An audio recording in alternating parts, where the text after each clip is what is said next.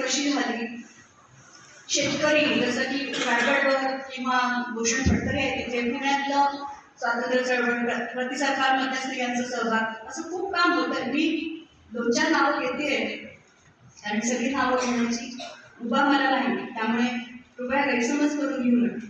आणि असे खूप कामं होत आहेत आणि ती स्वागतार्हच आहेत, पण अशा आणखी कामं खूप होण्याची गरज आहे. याच्या पुढचा आणखी एक मुद्दा असा की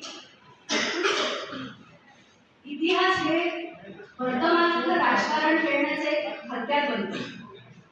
आणि म्हणून आज आम्ही पुष्कळदा फुले आंबेडकर किंवा फुले कानडे, गांधी आंबेडकर हे इतकी ध्रुवीय अशी मांडणी करतो की जणू ते दोन वेगळ्या टोकावर होते, ध्रुवावर होते, त्यांच्यात अतिशय मतभेद होते की हे अनैतिहासिक आहे. खूपदा आपल्याला दिसतं की त्यांच्या भूमिकांमध्ये, त्यांच्या अग्रक्रमांमध्ये निश्चितपणे तफावत होती, काही तणावही होते, पण कित्येक वेळा एकांत शिलेदारमधून हे लढलेले नाही. एकमेकांना मदत केली आहे, एकमेकांच्या सहकार्याने चळवळ पुढे नेली आहे. कारण त्या सर्वांचे समान शत्रू होते प्रतिगामी शक्ती त्या काळात. आणि त्या कोणत्या 4 सत्ता होत्या? अर्थसत्ता, जाती सत्ता, पुरुष सत्ता आणि धर्मसत्ता.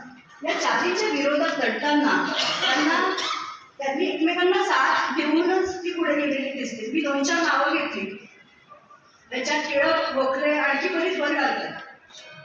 त्याच्या द्विध्रुवीय पद्धतीने आज आपण जेव्हा मांडतो, आपल्याला आत्ताचं म्हणजे आपण काय करतो, राजकारण जातींमध्ये नेत्यांना वाटून टाकतो, हे यांचे असं करून नाही चालणार. तर हे आत्ताच्या पुरोगामी शक्तीला अतिशय मारक आहे. आणि म्हणून आपल्याला त्यांच्यातले समान धागे एकत्र करून बहुजनलक्षी असा शाहू फुले आंबेडकर आणि गांधी असा काही विचार आपण एकत्रित करू शकतो का, हा विधायक पद्धतीने, याची खूप गरज आहे आजच्या घडीला.